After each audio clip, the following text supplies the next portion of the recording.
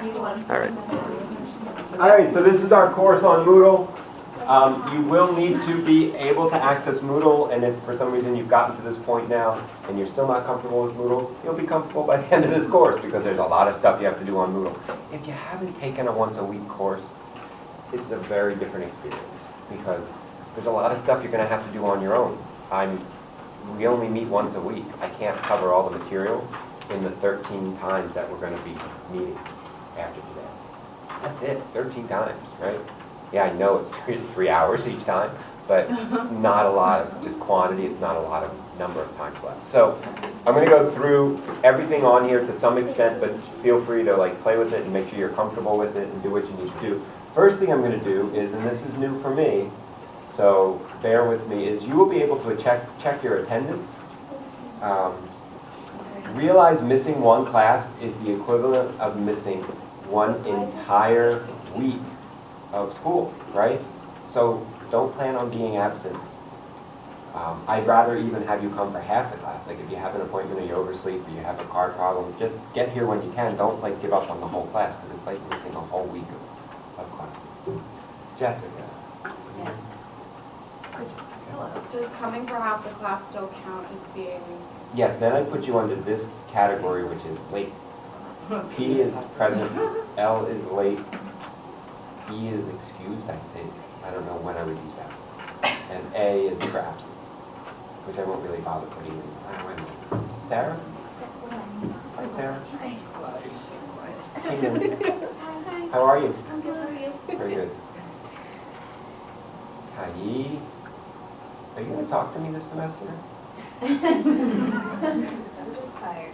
Oh, yes, you did. Good. I'll take that. Thank you. Exciting. Alexa. You look very different in your picture. My math professor just made us have homework to put a picture up there. I think everybody should. It would I help. don't. I have a picture of myself up there. I have my note. Priyanka. Am I getting the name right? Yes. Ava. How are you? I'm good, how are you? I'm very good. You weren't in adolescence. You were just an HGD. HGD, yeah. Bianca. How are you? Good. And Christine? Hi, Christine. Hi. So you're all set then? You're in the course and everything. Didn't you have a problem or no? No. No? Okay. Forget I said that. Elizabeth. Are we going with Elizabeth? I can't remember. Lizzie's. Lizzie. That's the only thing. Usually on my notes I would write Lizzie. I don't think that will work. Mallory. How are you, Mallory? Good, how are you? Very good. And you're only an HGD too? It feels like I've known you guys for more than just that. Chelsea. Did you find there are a lot of Chelseas at Wheelock? Before I came here, I was the only Chelsea I knew, and now I've been like 10 years, Yeah, so it's annoying. It must have been so when were you born? What year? I was born the same year that Clinton was inaugurated. So Yeah. his daughter's name is Chelsea. So I'm wondering But that's not where my name came from. where's yours come from? I don't know, but my mom says it's not that. So. Does that mean your You should- Obama was inaugurated? Everyone named her Kimolika? Let's see. Come back in 18 years. And we could have a bunch of Sasha. We won't. Ben. Does anybody know Ben? Samantha. Do you go by Samantha or? Sam. Amanda. Hi, Amanda. I'm kidding. I'm going to go with Tavia. Damn, that was my other one. Tavia. Sheila. And Brianne. Here. How are you? I'm good, thanks. How are you? Were you in the same class as a... Yeah. Okay. A large contingent of that HGD class. Girl. Jasmine. That's what else. Yeah. Jasmine? No, Do you Jasmine. want to talk to me about the door? Kavisha? Kavisha.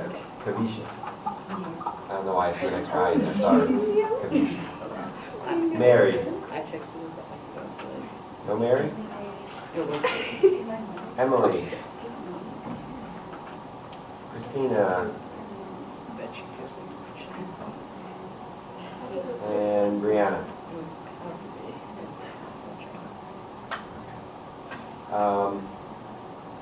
So hold on to your spot, because this class is like overbooked.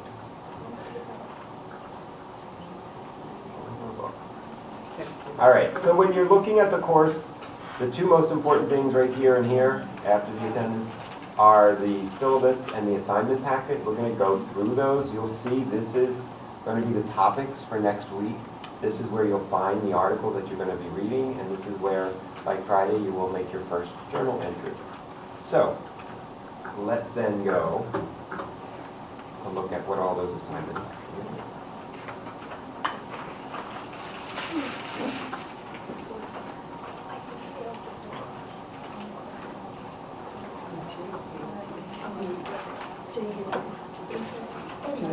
I have two sections of counseling this term. Your section 01, because you meet the first time in the week on Tuesday. However, realize I've already met with the Thursday class once. So they are a section ahead of you, and that will be up until Thanksgiving. After the Thanksgiving break, then you guys are going to be on the same week. So what does that mean? What I'm saying is that this Thursday, they're already having their second class, and they're one ahead of you. So just keep that in mind. But you each have two different syllabi, even though it's the same assignment pack. So you could look at another person's assignment pack and be okay, but don't look at their syllabus, because their syllabus is not the same dates as your class. All right. My office is literally right around the corner in 101, so at the top of the stairs. It's Dr. Fernie's office. He's the Dean of Elementary Ed. He is on sabbatical this year, so I will be there. And I'm probably going to have office hours after my Thursday class. But if you need to meet, like after this class or something, just let me know. I can usually, unless I have scheduled a patient or a meeting that I have to be at, I can be somewhat flexible. Tuesdays and Thursdays are the only 2 days that I'm here, so if it's on another day, you might have to come out and meet me in Brookline, which is really only from Longwood. It's the next green P stop out. It's one stop, pretty easy to get to me, so we would figure something out. My phone number, this you can leave a message at. It's my own private number, as well as this is my home email. I do get my Wheelock email. I just don't always check it as frequently as I check my home email. So if you send it to Wheelock, you might get a slower response. If you want a quicker response, home email is generally better. I'm going to let you read through what is counseling. You know, this gives you a more concrete example. I gave you the felt experience of being in a first session for the first hour and a half of the class. An hour and a half is typical for a group session. That's how long I would run a group. When I said 50 minutes, I was talking about individual sessions generally. When you come all through this, it'll tell you that the one book you need to have is the Corey book. And also realize I'm expecting you to be independently reading the Corey book. There will be some times when we refer to it. There will be other times when we might go the whole week and I don't actually refer back to Corey. You're still reading it because that's where you're getting the foundation stuff for counseling that you'll need to know in order to have a discussion in the class. Plus the midterm, which is a take-home midterm, is obviously going to be pulling stuff from the textbook in addition to the supplemental readings. So this is a 300 level class. I teach it like a 300 level class. It's different than the 100 or the 200 if you've taken me for HDD or personality. So you really want to stay up with the readings. Don't let them pile up on you. The second book, I really recommend getting it. It's a regular book that you could get from like Orders or Amazon. You don't have to buy it through Wheelock. I think I did put it as suggested on the page. We're going to be reading some stories, but you will also, after we've read a couple, you will choose one of those. They're all individual cases that Yalom had. It's the author and the psychotherapist. And you, after we've done one or two as a group, you will be in small groups and you will do a case presentation to get the experience of doing a case presentation of one of Yalom's cases. It's a really enjoyable book. Like, literally, when you start reading it, like you won't want to put it down. It's that good. And case in point, my own mother, when I was reading it in the summer, she ended up picking it. She's not a therapist, she's a teacher, but she really enjoyed it, and she's ended up buying like 1 or 2 of his other books, and she's still reading them. So they're fun, you know. If nothing else, think of it as like reality TV, but in a book, because they're real stories of patients that he worked with. So nothing else. If you like tragedy porn, that's in there because it's like watching other people's miseries and how he works with someone that's like doing it. Anyway, I think you'll like the book. It's pretty good. Here are the requirements for the course. There is a journal. You're going to have 9 entries in the journal. The breakdown on the journal is pretty simple. Each one of them is worth 2 points, except for the third one, which is a dream journal. I'll mention that in a second. But each one is worth 2. If you do the assignment that's asked and you turn it in, which is on Moodle, on time, you get 2 points. If you do half the job, I don't really think you really put a lot of thought into it, you're going to get a 1 or a 0. If you turn it in late, the best you can get is a 1. If you turn it in late and it's really crappy, that's probably going to get you a 0. So it's a very simple grading system. What do I mean by answering the questions? They're all really self-reflective types of questions. There's no right or wrong answer. If it asks you a question like, which Journal 1 does, do you think people are basically good, bad, or born neutral and made good or bad, right? Do you think, like I said this in the first half of the class, do you think people are basically animals and civilization makes us behave? Or do you think we're basically born good and caring and loving, and civilization is what makes us crazy and animals and makes us neurotic and makes us want to look a certain way, right? Any one of those can be correct. I don't have a right answer. What I don't want, though, is for you to just give me a journal entry that says, oh yeah, I believe people are basically good. No. Why? Like, this has been my experience, this is what I think, this is what I really feel. Sometimes when you start writing, you may think you have an idea, and then when you start writing you realize, oh, that's what I want to believe, but if I look at what I actually have, it's not actually what I believe. And that's great. You can write that. You can say, when I first did this, I thought people were basically good. Then when I thought about it and I was driving and people cut me off and I was walking in the street and somebody just bumped into me and spilled coffee, and I realized people are fucking horrible. You know? Boom. Thank you, Dr. Sharp, for making me do this assignment. You know, that to me is like, yeah, you thought about it. Don't just try, oh, yeah, or this one, my favorite. Oh, I think it's a little bit of both. Kills me. That's not true. If you believe that, give me some reasons why you think it's a little bit of both, and also challenge yourself. Some of these choices, I'm forcing you to take a position, and then I'm interested in if that position changes or stays the same. I'm fascinated by either.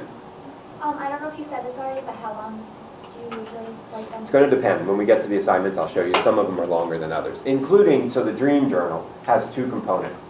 The dream journal is write up a dream and bring it to class. We're going to pass dreams around in class and work with each other's dreams. And then the second part of that entry is to actually take what people gave you and see if there's anything that rings true for you. Is there an interpretation in that dream that may be interesting to you? And so that one you get 4 points for. 2 points for doing the first part where you write it up, and then another 2 points for doing the analysis of other people's analysis of your dream. These are all on Moodle. So, for example, week 1, you want to do the counseling theoretical inventory. When you click on that, you will see it takes you to a page where you can submit, type up something. You can do it on Word if you want, and cut and paste it and send it to Turnitin if you want. But basically, it's going to ask you to answer a couple of questions. What is counseling? Come up with a definition, right? Make sure you've read the beginning of the syllabus and the beginning of the book, because that's got some definitions to start. But it can be your own definition. Do you have any fears about becoming a counselor? I'm afraid, what if somebody suicides? Even worse, what if someone goes homicidal on me and kills me? Nobody has killed me yet. So I'm good. Where do you fall on the zones? Nobody in here has taken personality, so I will go over the zones so that you're all familiar. Oh, you were in personality. Okay, very good. Thank you. Okay. I always say take that course before this one because they connect. Yeah. You're the maybe second or third person that's actually done it. But so you're going to have to know before you leave today what the 4 zones mean and be able to answer that question. After that, those of you who were in HGD with me did take this type of an inventory before because it cannot be applied for development too. But what's your view of people? Do you think people are basically born good, altruistic, and loving? Do you think that people are born basically trying to take care of themselves and fulfill their own needs? Or people are born neutral and it's their environment that's shaped them, right? Who's got responsibility for the outcomes of a therapy session? Is it the clients, is it the counselors, or is there some equal sharing of responsibility? Do you think counseling should focus on feelings, on thinking, or on behavior? Right? This one clearly is on what they do. These two occur inside the person's head. It's harder to measure. Is counseling going to be mostly about, in your opinion, the past, the present, or the future? There are therapy approaches that don't worry about the past or even really the present, that are like, what is the draw that's moving you into the future? The only thing that you have any way to change. You can't change the past. The present's here right now. It's going to be the past very shortly. So the thing you worry about is the future. Do you think counseling is about specific goals? Like, I'm going to help you stop smoking? Or should it be more around, why do you have an oral fixation? Why do you like smoking?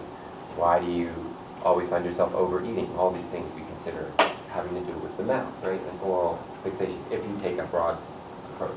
Or should it be on the process of what's going on in the session? Now, Yalom is really good with it. When you're reading the Yalom stuff, you'll see a lot of his sessions are on, the person's talking about their relationships outside of the office, but really what he's doing is very often going with what the feeling is from the patient, what his feeling is, then triggering out, well, this is the feeling I have about every patient, so that's more about me. But here's a feeling I have that's unique to this specific patient. So that's a little more objective countertransference, because that's something that this patient is drawing out of me. So generally, as an example, I don't give people a lot of things. But I have a patient who, every time the patient comes in, he goes over his 50 minutes. And I'm always willing to give him a little bit of extra time. I don't do that with anybody else. There's something about him that, in me, he evokes me wanting to give him a little bit of extra stuff. That's unique to him. I want to understand that. He actually has this ability, and he does this. We've talked about it, because that's what you have to do in therapy, is talk about these things. He gets a lot of people to give him a lot of extra things. I will sometimes refer to him as the doubly gifted, because he's a really talented musician and blind. And he's been able to get people to do a lot of things for him because he's blind, and a lot of people make a lot of excuses because he's also a really talented musician. Interestingly enough, that's gotten him into a lot of trouble. Some people might say he's a little bit spoiled, right? They're doubly gifted, and it actually doesn't always work in some cases. But I only do that with him. It's a unique thing to him. If, let's say, when I started treatment, I had one weakness that would be about me, women crying. If ever a woman would start to cry, I'd like immediately want to give her a tissue and make her feel better and make her stop crying. That was with me. Every woman, as soon as you started to cry, I'd be pulling out tissues, I'd be trying to make you feel better. I had to learn to not do that, because that was subjective countertransference. That was me. Sometimes people have to cry. They have to come to your session and they have to cry. And you don't need to make them feel better. They'll feel better if they just cry. I'll tell you, in the couples work, that's something every husband in the couples that I work with really need to learn. They always get themselves in trouble because they get their wife to cry, and then they want to stop them from crying instead of just letting them cry. And the wife's pissed off. Don't try to solve my problem. I'm just upset. I just need to cry. And the husband, no, I'm sorry. I didn't mean to say that. Blah, blah, blah, blah. Yeah, the guy just needs to shut up. Let the woman cry a little bit. It's usually better for them. You're all women. You know that. So I'm not telling you. What's the therapist supposed to do? Should he be structuring? Should he be interpreting? Should he be reflecting? Should he be active or should he be non-directive? Or let really the client kind of decide what's best? Is the counselor an expert, a friend, or a consultant? Is the counselor going to be really good in one theory? Be really grounded in one theory? Or are they going to be proficient in several theories? Do they combine theories? What do you think is the most important predictor of good counseling? Knowing theory, mastery of a core set of skills, or a healthy personality yourself? So you're going to submit that. All of these journals are due on Friday by midnight. So you guys are lucky because you have Wednesday, Thursday, and Friday to work on it, right? You have 3 days to work on it. Has to be submitted online to turn it in by midnight on Friday. If you submit it late, you're going to lose it. It's not the end of the world if you lose it, you know, but just so you know, that's how I set up. Yes? Do you do like Thursday night, Friday morning, or Friday night, Saturday? Sorry. Friday at 11:59 p.m. Okay. I'm not sure. Yeah. So that's like right before it officially becomes Saturday. Yeah.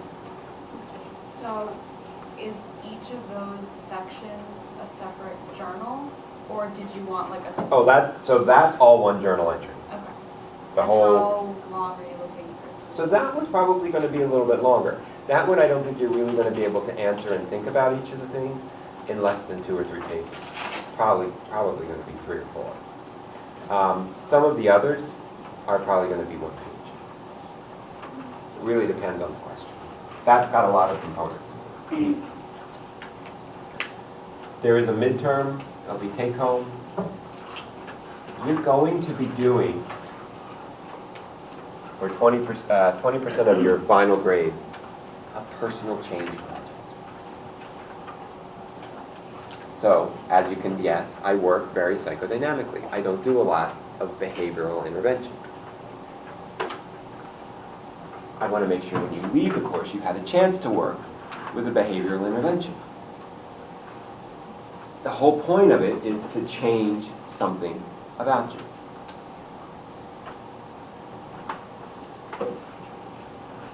When I'm doing therapy, I don't worry as much about change.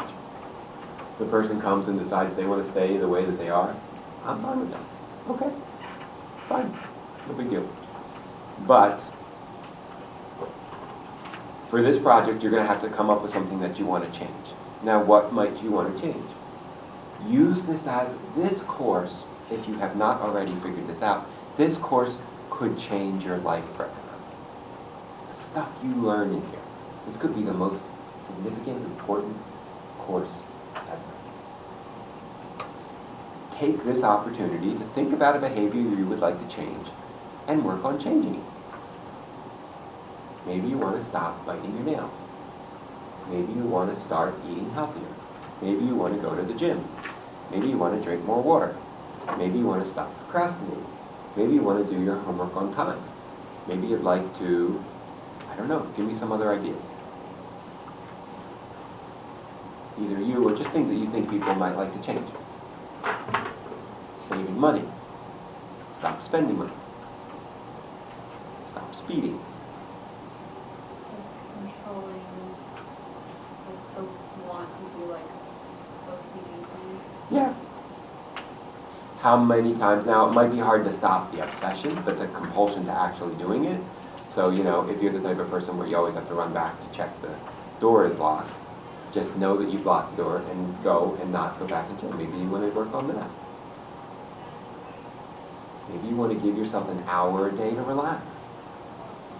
Meditate, breathe, do yoga. Work on getting some Maybe you want to get 6 hours of sleep, 7 hours of sleep, 8 hours of sleep a night. Maybe you're just going to decide I'm going to go to bed at the same time every night.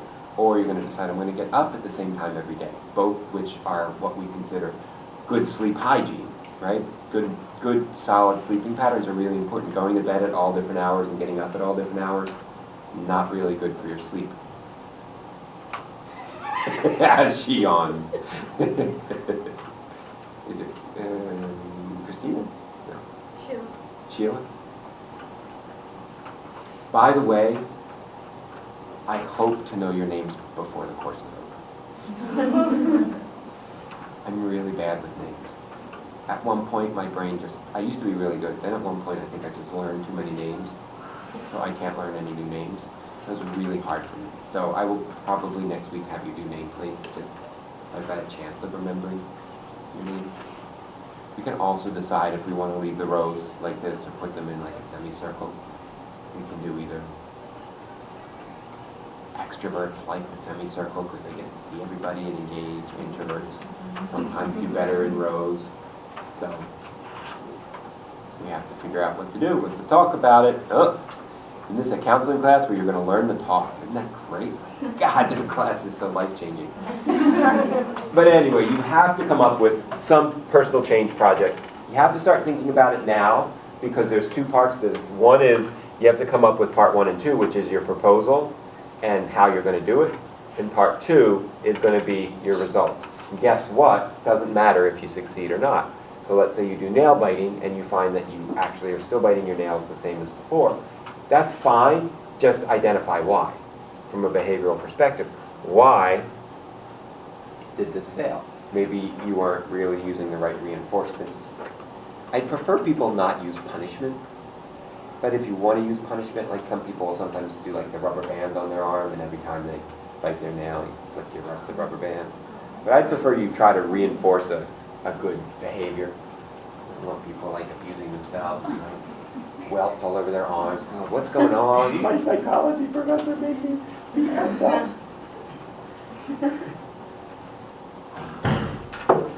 All right. There's a group presentation. I told you I'm on the Alums things. And in class participation and preparedness, I really want people to be able to come in and talk. Note something I've added this year, coming late 3 times is going to count as an absence. So don't come. Unitasking, people have heard me give talks on unitasking before. Don't unitask. I'm sorry, that was wrong. See, now we have to study and then I'm conscious going, why did I make that slip? But I don't have the time, so I'm just going to say. And I meant to say, don't multitask. Like, you multitask probably throughout your life. You're on the phone, checking email, watching television, driving, doing your hair, all at the same time maybe. In this class, give yourself a chance to just unitask. Just do one thing at a time. Most people find it, I find right now, most people are finding that really difficult to do. Just sit here. Turn your phone off, right? It's what's really going to happen in the 3 hours if your mom can't call you. Or she has to leave a message. Or you get 5 text messages and then you don't respond. Wouldn't it be interesting to find out? At least try it. See what feelings come up. You get anxious. Oh my God. What if like Snooki tweets something and you don't get to know what it is until 11:30? That would be terrible, right? I don't know. Who knows? Try it. Try turning off your phone. Seeing what feelings come up. What are you going to do in a session if your phone rings? You're going to ask the patient to wait a second? Some people do that. Try both. Try not. Most people haven't answered their phone. Try not answering your phone and see what happens. That's what I'm saying. Turn it off. Finally, log cards. We're in a counseling class. I think talking helps. What is a log card? I do these in all my classes. It's a 5 by 5 by 8 index card. If you take a piece of paper like one you have right in front of you and fold it in